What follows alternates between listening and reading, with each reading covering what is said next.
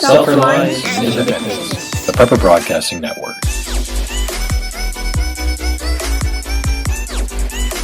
We have to hit the reset button and create a true culture of preparedness, starting at a very young age and filtering all the way up.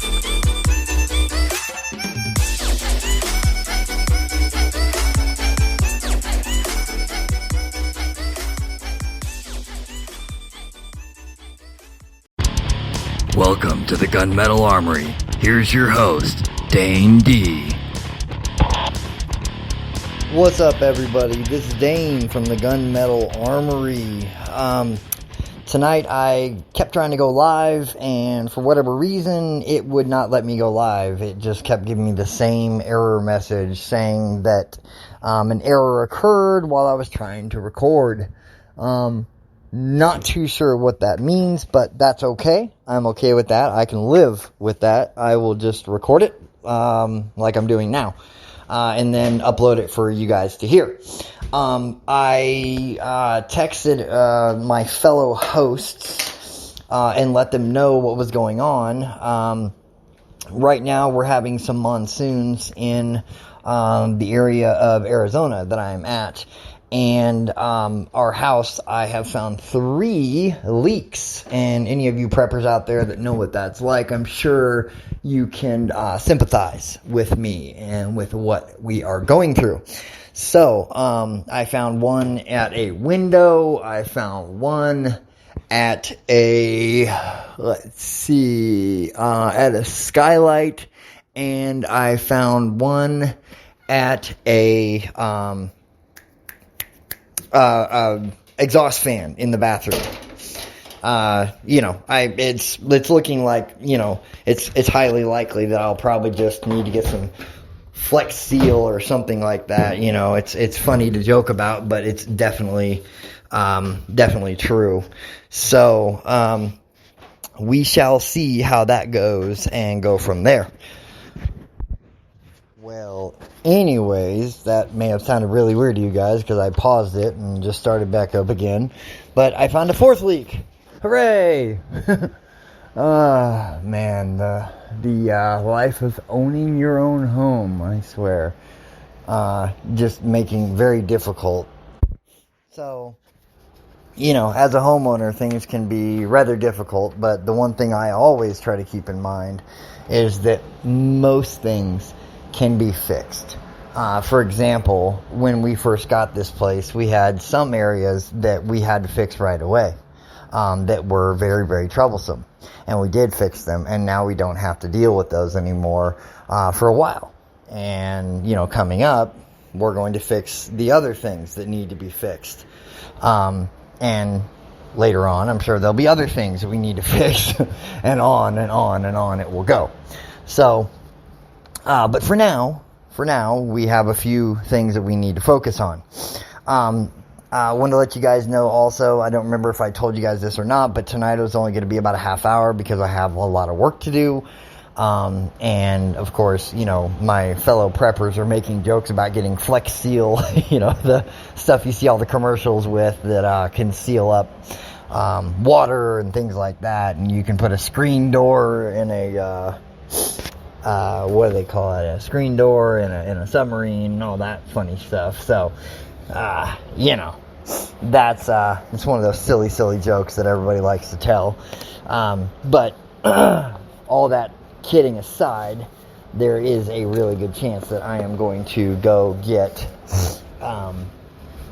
some stuff to seal this up. I already have some stuff, but I got to get some other stuff to seal this up with. So, that is what I will be doing very, very soon. Anyways, sorry about that sound you probably heard in the background. That was the air conditioner. So, I'm lucky that I have such a wonderful wife that will allow me to do these podcasts. And as you all know, she sometimes joins me. So, let's get back to what we were talking about.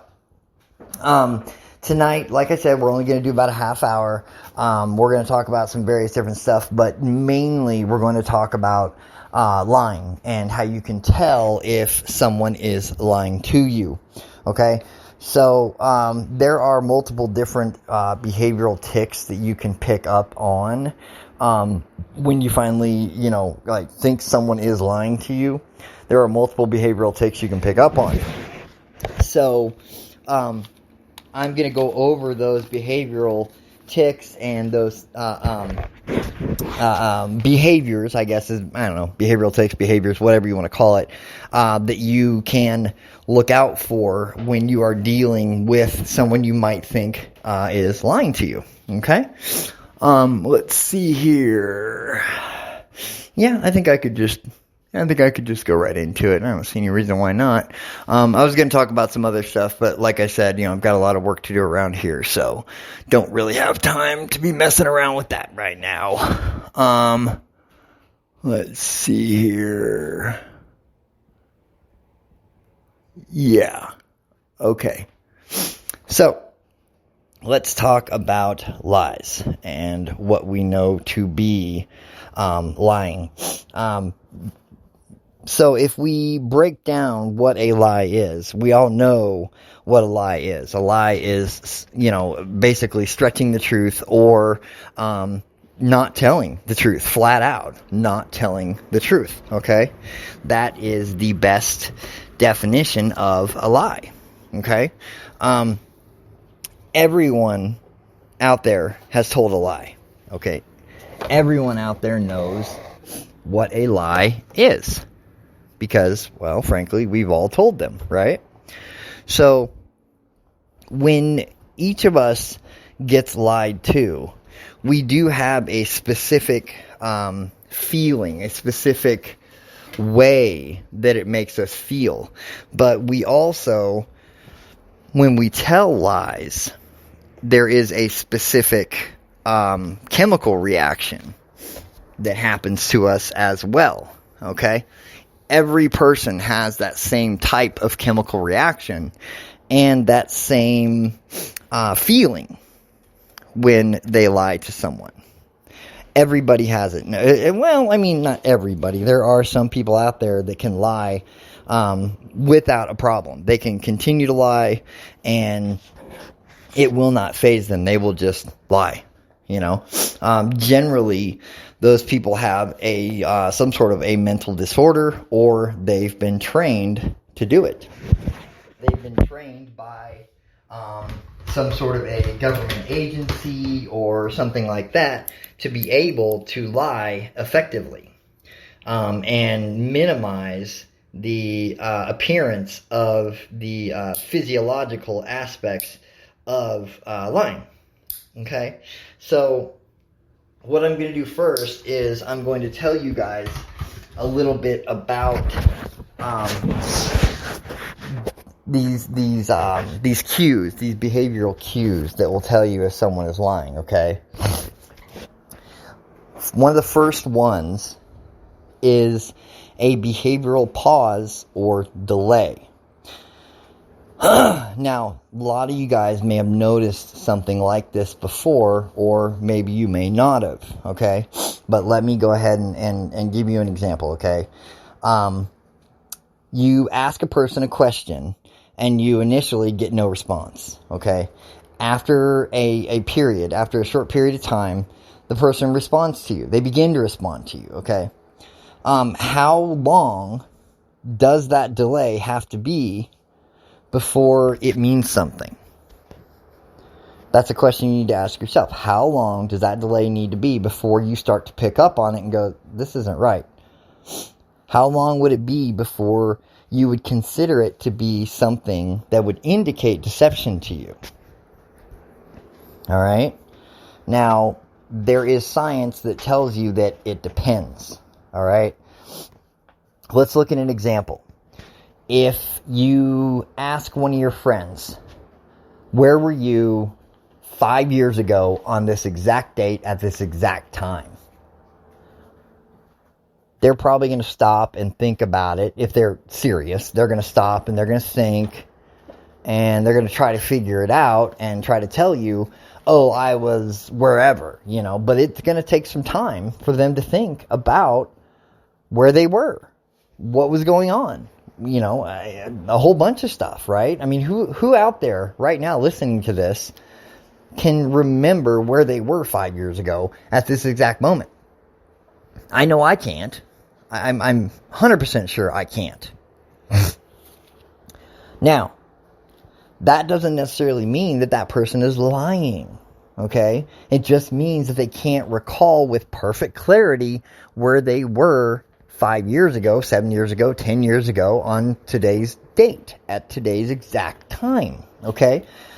But, conversely, if you ask them 5 years ago on today's date, did you rob a gas station? And they instantly say, no, unless you've got some really, troublesome friends.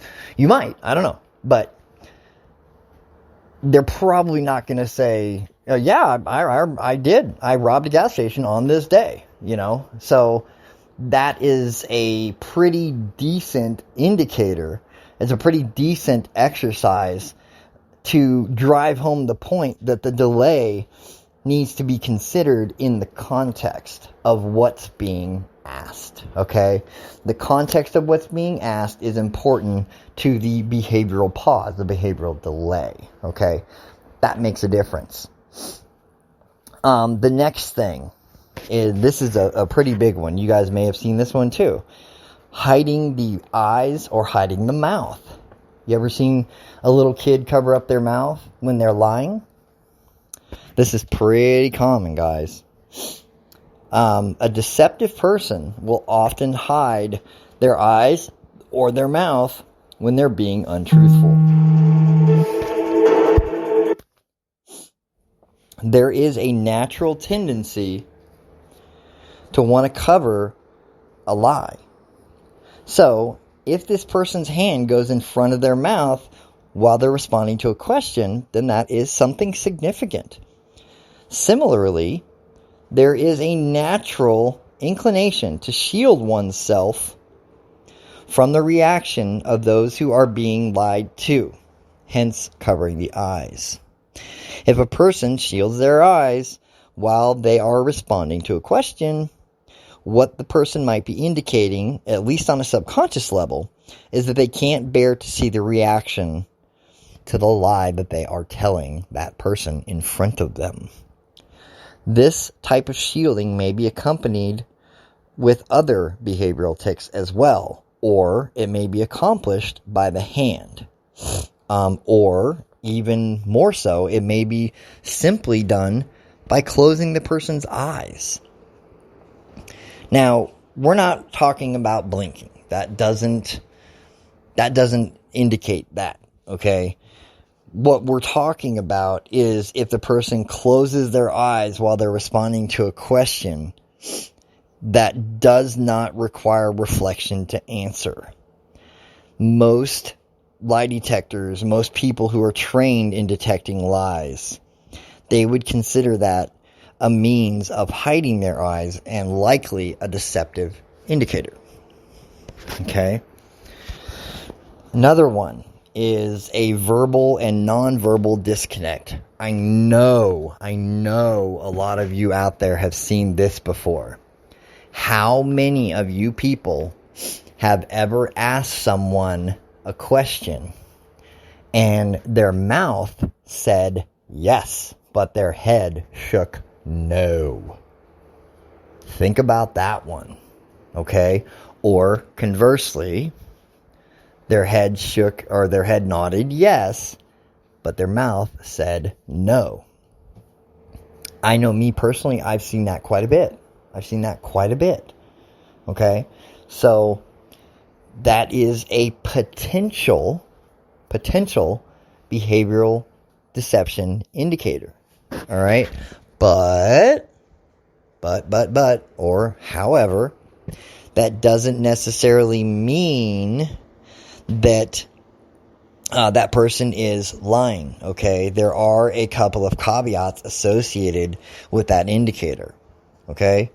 First, that indicator is only applicable in a narrative response, okay? Not a one-word or short phrase response, okay? It goes with a story, okay? Not just a quick, no. It doesn't work that way, all right? For example, a person's head may make a sharp nodding motion when he says no. That's not a disconnect. It's simple emphasis on the word no. Okay? No. Okay? I've seen that happen before. Think about when you're trying to get your point across. You're like, no.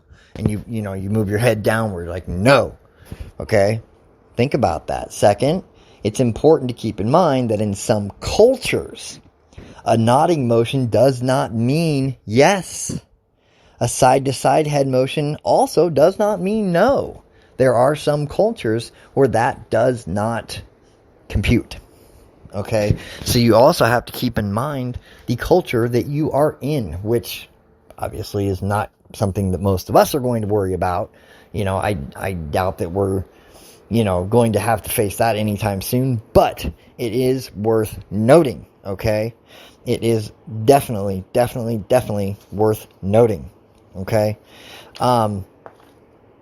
The other thing that goes with the covering of the covering of the mouth or the eyes, blinking or not blinking, but closing the eyes or anything like that, would be any kind of hand and face type of stuff, okay? Like hand and face activity. You'll want to be on the lookout for any person who does with their face or in the head region in response to the question. You're going to want to be on the lookout for anything that person does, okay?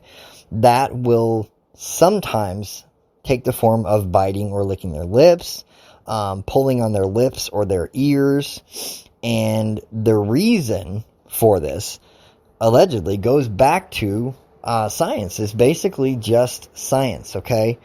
Think about when you were in school. You were asked a question, and the question creates a spike in anxiety because a truthful response would be incriminating. Okay? That in turn triggers the automatic nervous system to go to work to dissipate the anxiety. That is why these happen. That is why all these behavioral tics happen, is because the nervous system is trying to dissipate the anxiety that is created from that question or from a line of questioning. I hope that makes sense. So your nervous system is going to go to work dissipating the anxiety, draining the blood from the surface of the face, draining the blood from the ears, and draining the blood from the extremities, which can create a sensation of itchiness or cold, right? Think about how many people you've seen start scratching their face, or, playing with their ears or scratching their ears, or you want to look to little kids mostly for these indicators, and that's how you will sharpen your skills. Why do you think, a lot of women have the intuition to be able to see when people are lying, or just women's intuition anyway? Women are able to pick up on behavioral tics a lot better than men in most cases.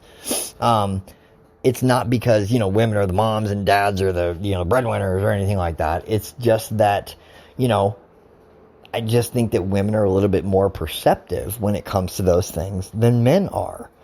Not for any other reason than that. I just think that women pay more attention to facial gestures and hand gestures and things like that than men do.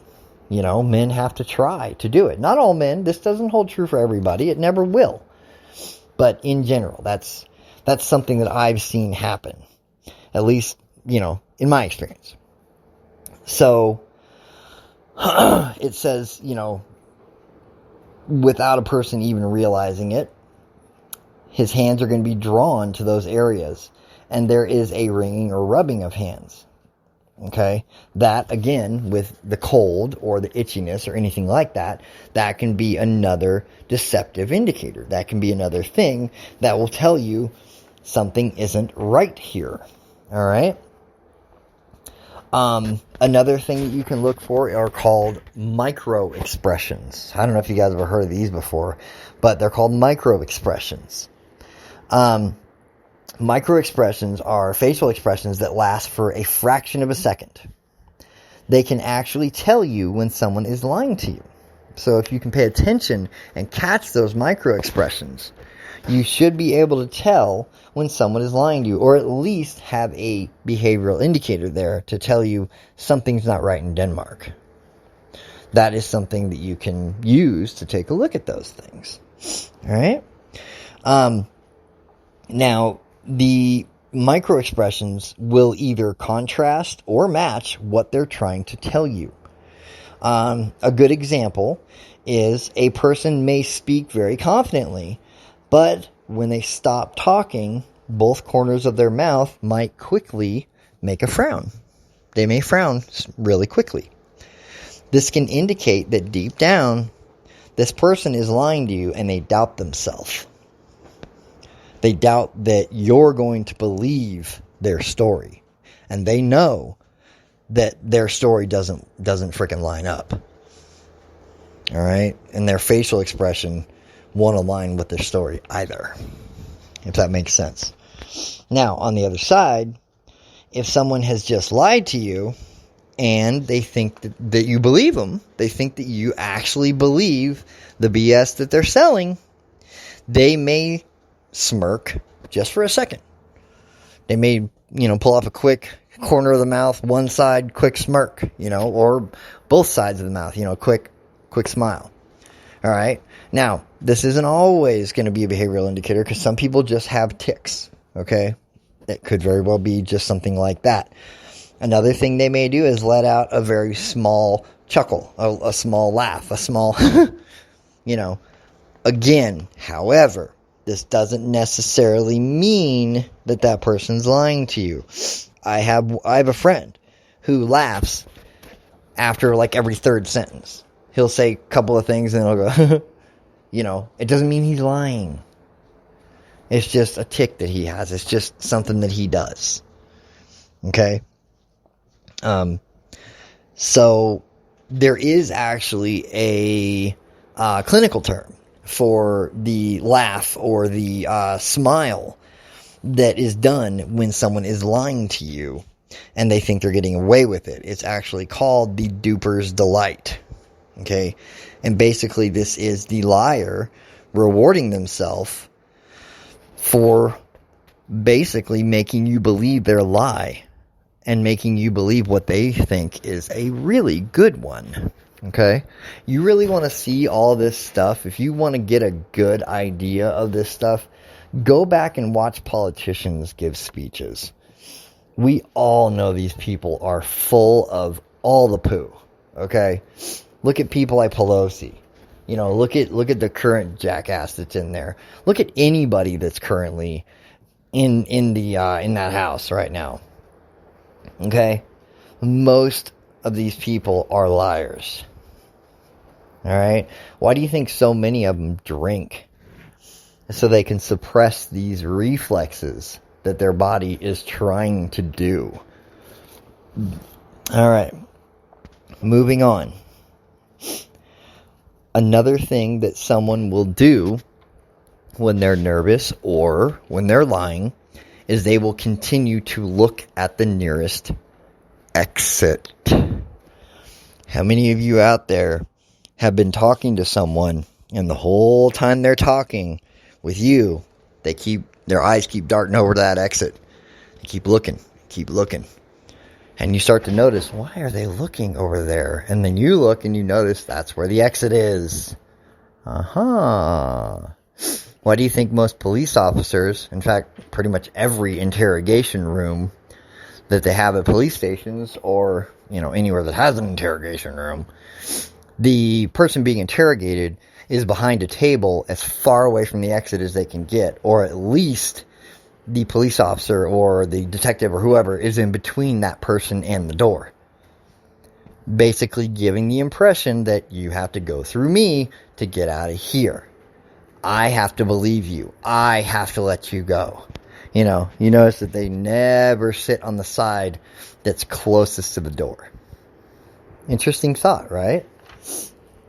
All right. The other thing that will happen when someone could be lying to you and they're looking at the exit. And this can be an indicator of someone who just doesn't want to talk to you. You can use this when you're on a date. first date, something like that, or when you're in an office talking to a colleague or whatever. Look at their feet if they're standing up. Or, if you're at a boardroom meeting, if you can see their lap or you can see their torso or whatever, look at which way it's pointing. Are their legs crossed pointing toward the door? Are their toes pointing toward the door? Is their torso pointing toward the door? The nearest exit. That's either going to mean that they don't want to be in that meeting, that they don't want to talk to you, they're lying, or they might just have to pee. That could be it as well. They may just need to go to the bathroom like really freaking bad. Let's see. Let me think.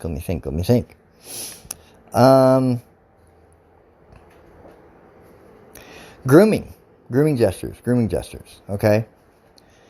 Another way that some people will try to, we talked about dissipating anxiety.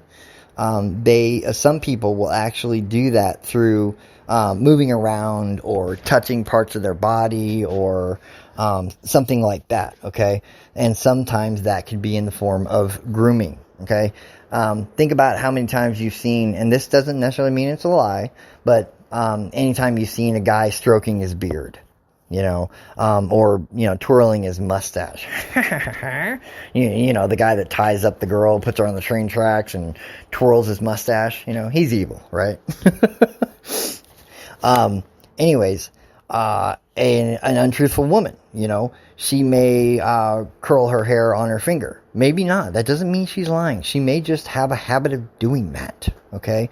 I knew a girl growing up that used to like to twirl her hair in her finger. She just did that, okay? An untruthful woman, she may tuck a few strands of hair behind her ear, or when you're talking to her, she may straighten her clothing. Or a guy, if he has a button-up shirt on, he may straighten his shirt, Another thing to look at is when a person is sweating, okay? Now, a little bit of sweating doesn't really make too big of a difference, all right? But when a person is sweating so much that they're wiping sweat off of their brow and they're doing it while they're answering a question, you might want to pay a little more attention to what's being said, okay?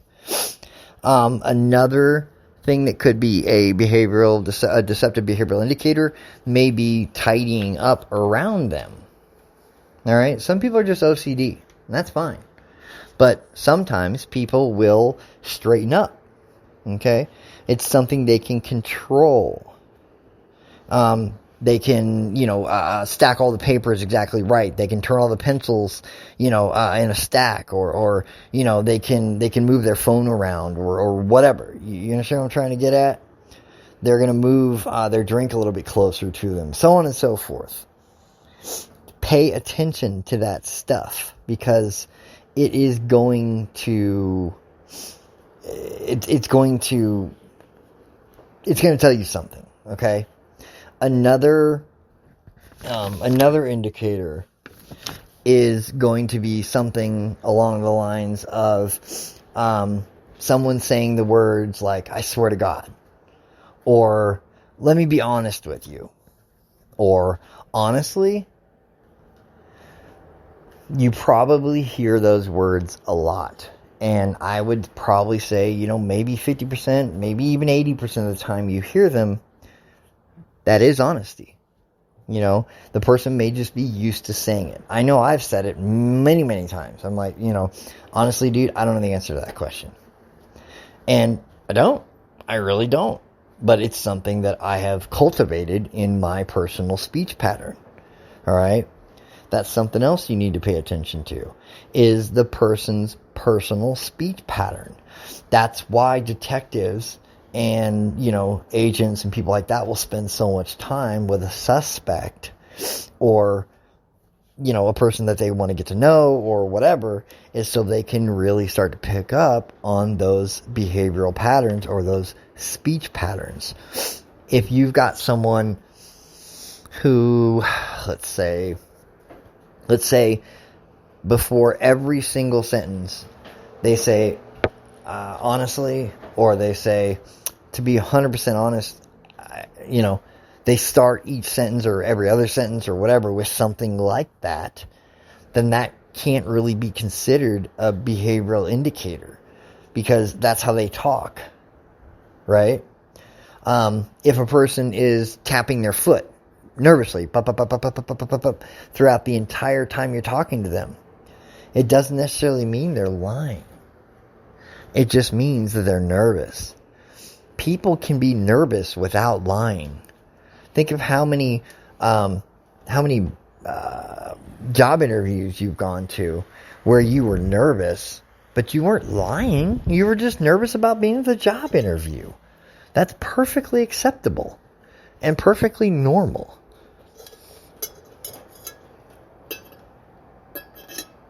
That was good. Had some green tea. Okay. So let's think a little deeper here. Now, there is also the thing that when someone is lying, they are telling a separate story than the truthful story. And we all know that lies are going to be based on a little bit of truth. Okay? The reason usually that lies are based on a little bit of truth is because that makes it easier for the liar to remember. Okay? The other reason is because it makes the body have less of a physiological reaction to the lie. Okay? So if there's some truth there, or a lot of truth and only one small lie, then that helps. And it helps a lot. So the reason, along with that the person may take a long time to answer, just like we had talked about before, that long pause could be multiple things. But keep in mind that if you are suspecting lying, that it's pretty much the reason is because they're trying to keep two stories straight and remember which one they don't want to reveal to you and which one they do want to reveal to you. They're juggling two stories simultaneously. The one that did happen and the one that didn't happen.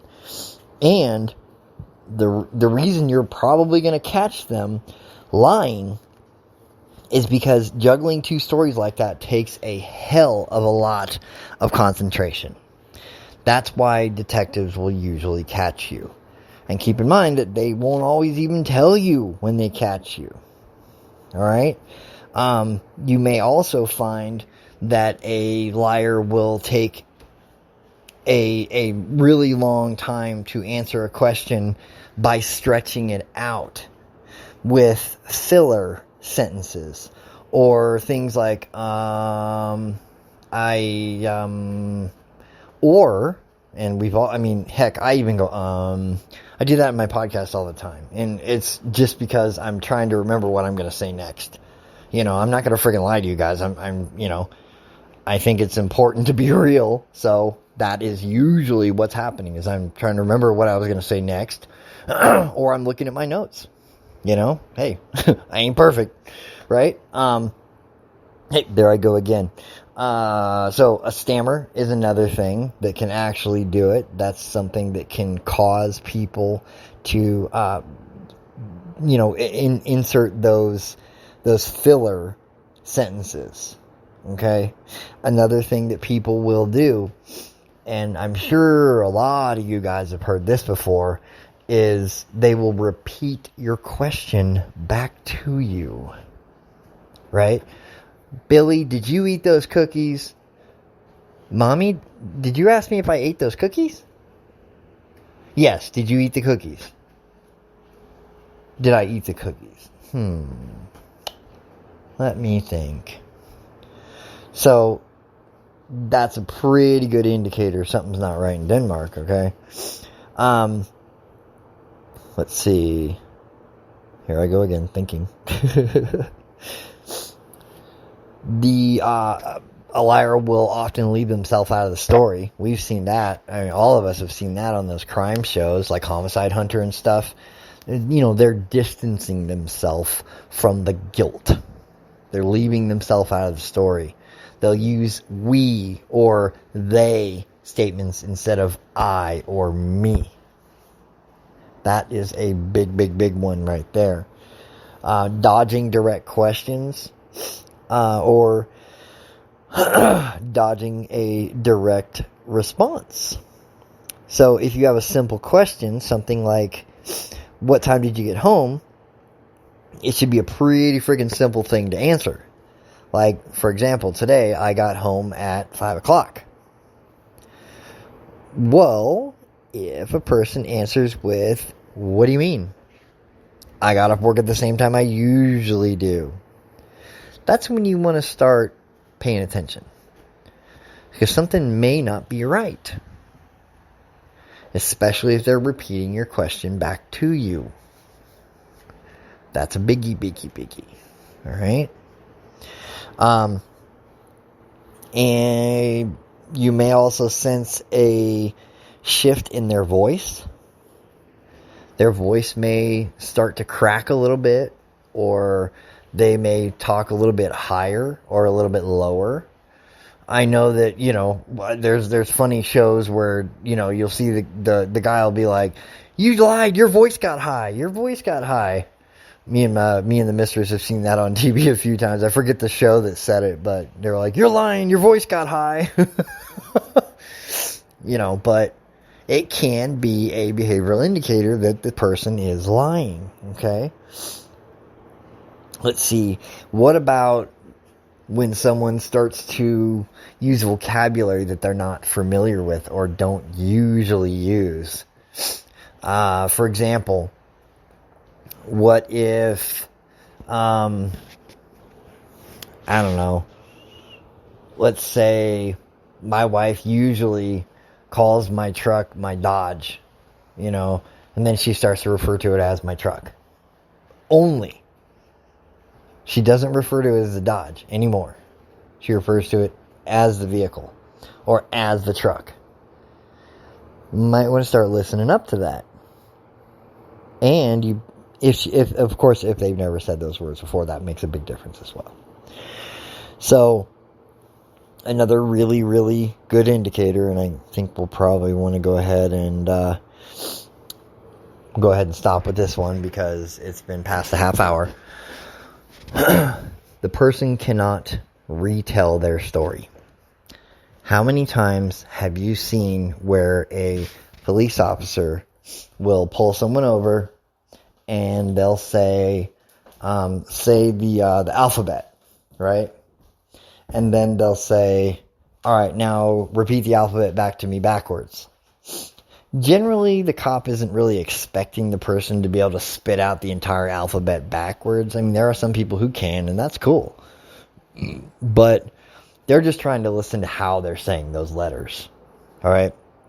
But if I say something like, my story is, I got up this morning, I got dressed, I went to work, I went out and did some shopping, and I came back home.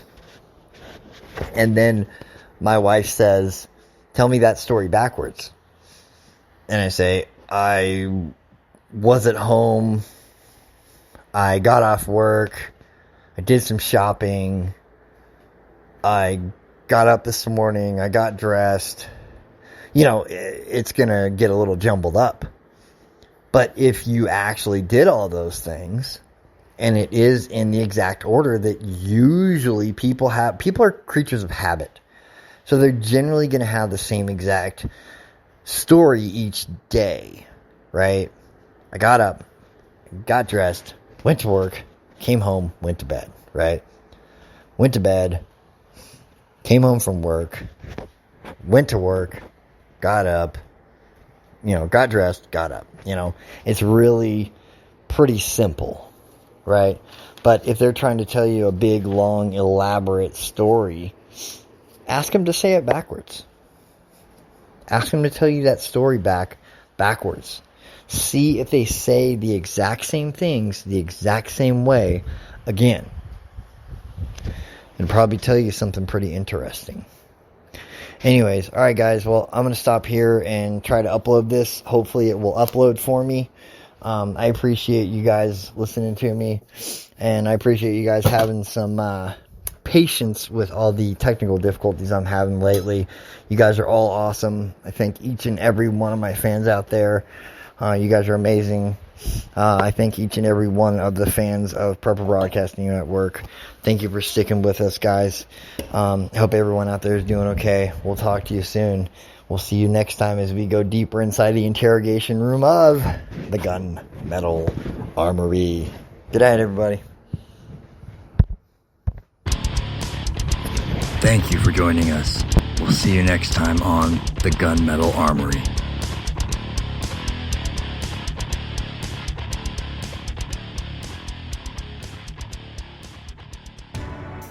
Thank you for listening to the Prepper Broadcasting Network, where we promote self-reliance and independence. Tune in tomorrow for another great show and visit us at prepperbroadcasting.com.